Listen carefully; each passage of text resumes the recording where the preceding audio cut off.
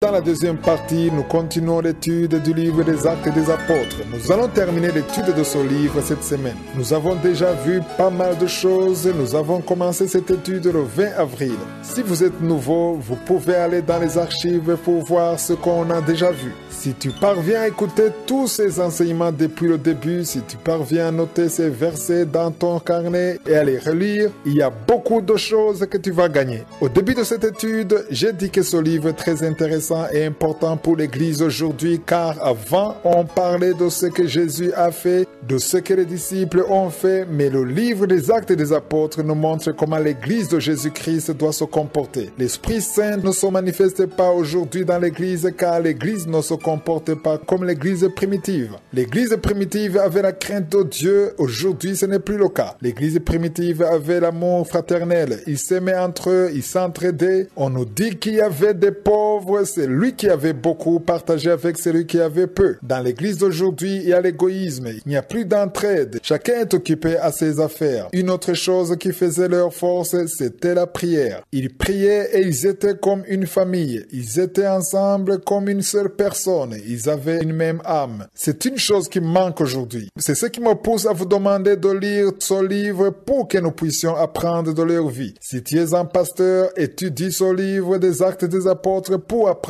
quelques bases. Hier, je vous ai demandé de lire le chapitre 21. Dans ce livre, nous allons lire le passage qui nous parle d'un prophète qui a prophétisé sur ce qui allait arriver à Paul. Son nom est Agabus. Ce prophète est le seul prophète dont on cite le nom dans le livre des Actes des Apôtres, mais il n'était pas le seul, car nous avons lu qu'il y avait aussi d'autres prophètes. Le verset 9 dans son chapitre 21 nous montre qu'il y avait aussi d'autres filles prophétesses. Mais Dieu a voulu qu'on apprenne quelque chose d'Agabus. Nous avons déjà vu Agabus prophétisé, Dieu lui avait montré une famine qui allait arriver et par rapport à sa prophétie, ils ont collecté des fonds pour aider les églises en vue de la famine qui allait venir. Dans ce passage, Agabus ne parle pas de la famine, mais il parle de ce qui allait arriver à Paul. Du verset 10 au verset 11, il est écrit « Comme nous étions là depuis plusieurs jours, un prophète nommé Agabus descendit de Judée et vint nous trouver. Il prit la ceinture de Paul, se lia les pieds et les mains et dit « Voici ce que déclare le Saint-Esprit. L'homme à qui appartient cette ceinture, les Juifs le lieront de la même manière à Jérusalem et le livreront entre les mains des païens. » Ici, je dois préciser une chose. C'est une très mauvaise chose de dire que c'est l'Esprit qui parle alors que ce n'est pas le cas. Il ne faut jamais mentir au nom du Saint-Esprit. Il ne faut pas dire des choses que tu n'as pas demandé de dire. C'est une malédiction que tu attires dans ta vie si tu le fais. Si tu dis ainsi parle le Saint-Esprit ou ainsi parle l'Éternel, il faut réellement que tu sois sûr que c'est lui qui parle. Il ne faut pas le dire pour le dire. Aujourd'hui, les prophètes peuvent dire facilement l'année prochaine, à cette même date, tu auras un enfant. L'année prochaine, à cette même date, les choses seront différentes pour toi et tu attends à la date prédite par le prophète et tu te rends compte que rien ne se passe. Ça ne veut pas dire que l'Esprit de Dieu a menti, mais c'est l'homme qui a menti. Il a menti au nom du Saint-Esprit.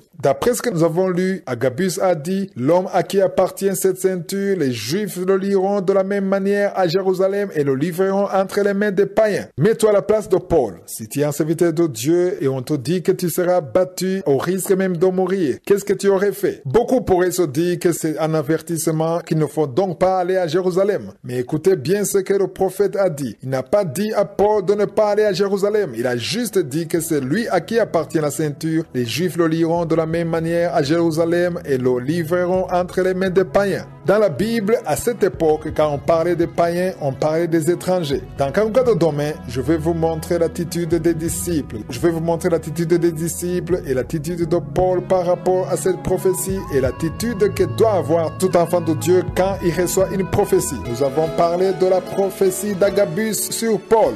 Il lui a dit qu'à Jérusalem, il sera battu et maltraité par les païens. En d'autres mots, il était en train de l'avertir à propos des malheurs qui allaient lui arriver. Il y a une chose que j'ai beaucoup aimé sur Agabus. Ces prophéties sont très différentes des prophéties de l'Ancien Testament. La différence qu'il y a entre les prophéties de l'Ancien Testament et celles d'Agabus, c'est que tout ce qu'Agabus disait venait de l'Esprit Saint. Il n'ajoutait rien et il disait ce qui allait arriver sans dire à Paul ce qu'il allait faire. Lorsque les prophètes de l'Ancien l'Ancien Testament prophétisait sur un problème qui allait arriver, il te disait aussi ce qu'il fallait faire dans cette même situation. Ce qui fait que dans l'Ancien Testament, les gens suivaient les directives du prophète même quand ils ne le comprenaient pas. Agabus a dit ce qui allait arriver à Paul. Il savait aussi qu'il s'adressait à des gens qui avaient le Saint-Esprit. L'Esprit Saint qui a parlé à travers Agabus, c'est le même esprit qui était en Paul, Pierre, Luc et les autres. Dans le Nouveau Testament, le prophète peut te dire des choses qui vont se passer, mais toi tu es censé examiner ce que te dit le Saint-Esprit à propos de ce que tu as entendu. Les enfants de Dieu d'aujourd'hui se comportent comme s'ils étaient encore dans l'ancienne alliance. Ce que le prophète dit, ils le prennent ainsi comme une parole qui vient de Dieu sans vraiment examiner cela. Dans 1 Thessaloniciens chapitre 5 versets 20 à 21, il est écrit « Ne méprisez pas les prophéties, mais examinez toutes choses, retenez ce qui est bon. » Dans l'Ancien Testament, on ne prenait pas le temps d'examiner les prophéties. Ils attendaient seulement de voir si ce que le prophète avait dit allait se réaliser. Si cela ne se réalisait pas comme le prophète l'avait dit, ça voudrait dire que le prophète était un faux prophète et on le lapidait. Il ne pouvait pas continuer à vivre. Un faux prophète était tué à l'époque. Toute personne qui s'introduisait pour dire « Ainsi parle l'Éternel » alors que c'était des mensonges, il était puni de mort. Dans la Nouvelle Alliance, comment pouvons-nous examiner une prophétie? On peut examiner une prophétie en se servant de deux choses, la parole de Dieu et le Saint-Esprit. Ce sont les deux choses que tu peux utiliser pour examiner une prophétie. Un prophète peut te donner une prophétie qui n'a rien à voir avec la parole de Dieu et qui la contredit. Automatiquement, tu conclus que cette prophétie ne vient pas de Dieu. C'est pourquoi tout enfant de Dieu doit connaître la parole de Dieu pour pouvoir discerner la prophétie. Deuxièmement, même si le prophète te dit des choses qui ne contredisent pas la parole de Dieu, là aussi tu dois prier afin que l'Esprit Saint qui est en toi confirme que cette prophétie vient de Dieu. C'est une chose que je veux que les enfants de Dieu comprennent. Nous sommes dans une époque qui est différente de l'Ancien Testament. Le prophète a le Saint-Esprit qui est le même esprit qui est en toi si tu crois en Jésus. Je l'ai dit à plusieurs reprises dans cette émission. Beaucoup de personnes se sont perdues à cause de prophéties. Ils ont donné leur maison, d'autres ont donné leur voiture, d'autres ont raté leur mariage. Ils ont laissé tomber leurs femmes et leurs enfants à cause des prophéties. D'autres ont épousé des hommes ou des femmes qui ne sont pas dans le plan de Dieu à cause des faux prophètes. Beaucoup de choses se sont dégradées à cause des fausses prophéties. Nous ne sommes plus dans l'Ancien Testament, mais nous sommes dans le Nouveau Testament aujourd'hui. Nous sommes censés être guidés par le Saint-Esprit comme nous le lisons dans Romains 8, 14. Voyons comment ils ont réagi face à la nouvelle. Au verset 12, il est écrit « Quand nous entendîmes cela, nous et ceux de l'endroit, nous priâmes Paul de ne pas monter à Jérusalem. » Pourquoi lui ont-ils demandé de ne pas aller à Jérusalem? C'est à cause de la peur. Toi aussi, tu n'aimerais pas que la personne que tu aimes aille quelque part où elle sera emprisonnée, maltraitée, au point même d'être tuée. Tu la supplierais de ne pas y aller. Dans un cas de demain, nous verrons que même les serviteurs de Dieu peuvent être dirigés par la chair au lieu d'être dirigés par le Saint-Esprit. Continuons avec l'étude du livre des Actes des Apôtres. Nous étions hier sur le chapitre 21. Nous avons parlé de la prophétie d'Agabus sur Paul. Il a dit que les Juifs le liront à Jérusalem et le livreront entre les mains des païens. C'était une prophétie terrible qui fait peur car personne n'aime souffrir, personne ne voudrait être dans cette situation. Nous allons voir comment les apôtres ont reçu cette nouvelle, Luc et les autres apôtres qui étaient avec Paul. Au verset 12, il est écrit « Quand nous entendîmes cela, nous et ceux de l'endroit, nous priâmes Paul de ne pas monter à Jérusalem. » Il faut comprendre que la façon dont Dieu voit les choses est toujours différente de notre façon de voir les choses. Si l'Esprit de Dieu l'a dit à travers le prophète, le problème n'était pas le fait de partir à Jérusalem, mais le problème c'était de savoir ce que l'Esprit de Dieu voulait. Chaque fois que tu vas recevoir une nouvelle qui te fait peur, ne considère pas tes intérêts, mais considère les intérêts de je suis. C'est pourquoi Paul écrit aux Galates en leur disant que ce n'est plus lui qui vit, mais que c'est Christ qui vit en lui.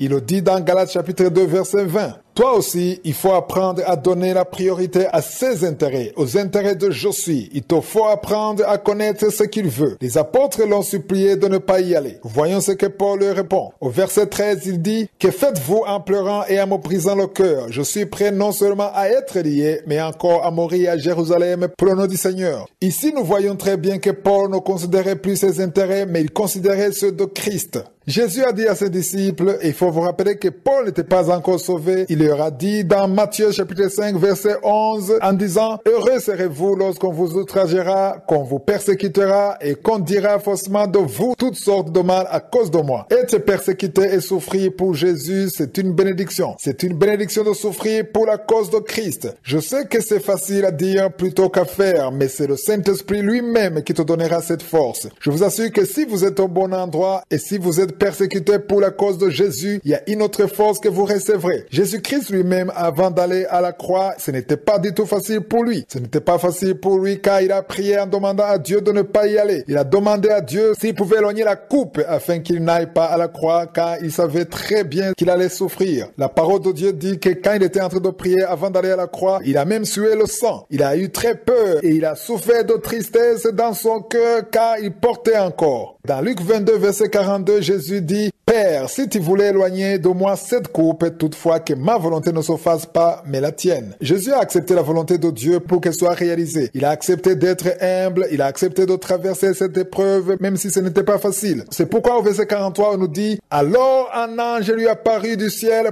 pour le fortifier. Toi aussi, si tu acceptes de traverser ce que Jésus veut que tu traverses, même si ça ne t'arrange pas personnellement, même si tu ne vois aucun intérêt personnel, même si tu dois passer dans la souffrance, si tu acceptes cela malgré tout, il y a un ange puissant qui va venir pour te fortifier comme c'était le cas pour Jésus. Si Jésus a pu faire tout ce qu'il a fait, c'est grâce à l'ange qui est venu le fortifier. Si Paul et les autres apôtres ont pu continuer leur appel malgré les persécutions, malgré les coups durs, les emprisonnements, les fouets, c'est parce qu'il y avait un ange qui est venu pour les fortifier. Si Paul a pu continuer jusqu'à Jérusalem et s'il a pu subir tout ce qu'Agabus avait prédit sans se lamenter, c'est uniquement parce qu'il y avait un ange qui l'a fortifié. Dans Actes chapitre 16, nous avons vu comment Paul et Silas ont été emprisonnés et au lieu de se lamenter, ils ont commencé à chanter et à louer Dieu. Un ange les a fortifiés. Il y a un ange qui allait toujours avec Paul parce qu'il était humble. Vous le verrez au chapitre 27.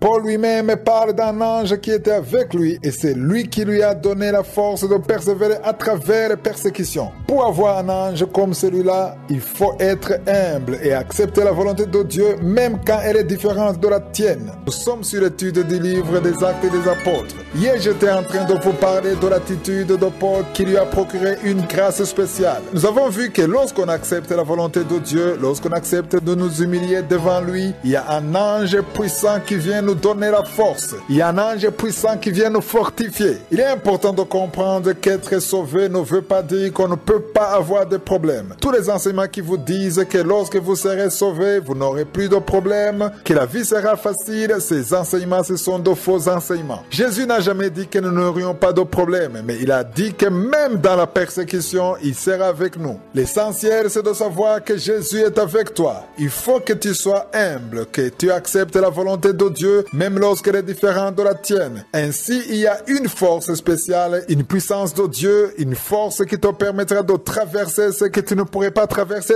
tout seul. Comme nous l'avons vu, Paul leur a demandé de ne plus l'empêcher d'aller à Jérusalem. Au verset 13, il est écrit, « Alors il répondit, ici on parle de Paul, « Que faites-vous en pleurant et en me brisant le cœur? Je suis prêt non seulement à être lié, mais encore à mourir à Jérusalem pour le nom du Seigneur Jésus. » Ici, je me pose une question. Si l'Esprit de Dieu savait que Paul n'avait pas peur d'être battu ou de mourir, pourquoi est-ce qu'Agabus a prophétisé sur lui? Pourquoi l'Esprit de Dieu a voulu l'avertir? Comme nous l'avons déjà lu, Paul lui-même dit que Dieu lui faisait grâce parfois de lui faire connaître à l'avance ce qui allait lui arriver. C'est important de comprendre que l'Esprit de Dieu peut t'avertir en te parlant des problèmes qui t'attendent. Beaucoup pensent que l'Esprit de Dieu ne parle que de bonnes nouvelles. Cependant, l'Esprit de Dieu peut aussi t'avertir des choses difficiles qui vont t'arriver. Mais sache que si tu acceptes d'être dirigé par le Saint-Esprit, si tu t'humilies devant lui et que tu acceptes la volonté de Dieu, il va te donner la force de pouvoir traverser tout cela. Le verset 14 dans Actes chapitre 21 dit, « Comme Paul ne se laissait pas persuader, nous n'insistâmes pas et nous dîmes que la volonté du Seigneur se fasse. » Les autres apôtres ont accepté la volonté de Dieu parce qu'ils n'avaient plus d'autre choix. Beaucoup d'entre nous acceptent la volonté de Dieu parce qu'ils n'ont pas le choix. Normalement, notre prière serait d'arriver à un stade où nous acceptons la volonté de Dieu avant toute chose, non pas parce que les autres voies ne marchent pas. C'est important d'accepter la volonté de Dieu avant même d'essayer toute autre chose. Acceptons la volonté de Dieu Dieu dans la joie, non pas parce que toutes les autres portes sont fermées, ou non pas parce que tout le reste ne marche pas. Les compagnons de Paul ont donc décidé d'accepter la position de Paul. Ils n'avaient pas d'autre choix. Ils ont cédé. Au verset 12, nous voyons que tous les autres apôtres étaient dans la chair. Au verset 13, nous voyons que Paul était spirituel. Je crois qu'il était le seul spirituel dans cette affaire. Soyons donc des imitateurs de Paul. Soyons spirituels et non charnels. Souvent, ceux qui suivent un prophète ou qui veulent tout le temps écouter la voix des prophètes, ils veulent recevoir de bonnes nouvelles uniquement. Mais une personne spirituelle ne veut pas des choses qui plaisent à sa chair. Il veut ce qui plaît à l'Esprit de Dieu, car c'est cela qui est conforme à la volonté de Dieu. Cherchons toujours la volonté de Dieu, car ce que Dieu veut, il va l'accomplir même si tu traverses des situations difficiles. Si Josué veut accomplir quelque chose, il le fera. C'est une leçon essentielle concernant les prophètes. Je vous ai déjà dit dans cette émission comment reconnaître les prophètes de Dieu. C'est par rapport à leurs fruits. Jésus l'a dit dans Matthieu 7, versets 15 à 16. Il dit, « Gardez-vous des faux prophètes, ils viennent à vous en vêtements de brebis, mais au-dedans ce sont des loups ravisseurs. Vous les reconnaîtrez à leurs fruits. » Un prophète de Dieu est humble, c'est le premier signe. Deuxièmement, il marche dans la vérité, dans la justice, c'est une chose qui montre que quelqu'un est un prophète de Dieu. Un prophète de Dieu est un homme de prière, quelqu'un qui respecte la parole de Dieu.